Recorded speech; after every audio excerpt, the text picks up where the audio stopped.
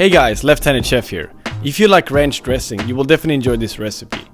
This recipe is super simple and you will never buy a bottle of ranch from the store after trying this. Finally chop a bunch of dill. To make buttermilk, add 1 cup of milk, 1 tablespoon of white vinegar and mix. Let it activate for 5 minutes.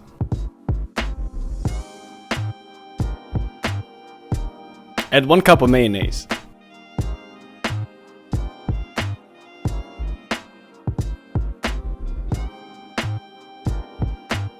One tablespoon of onion powder, 1 tablespoon of garlic powder, 1 teaspoon MSG, salt and pepper, 1 finely grated garlic,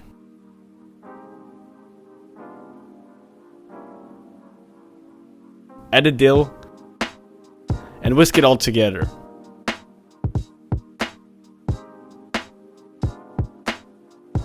Pour it into a jar. Let it sit in the fridge for 2 hours before serving. And there you have it, the best buttermilk ranch dressing.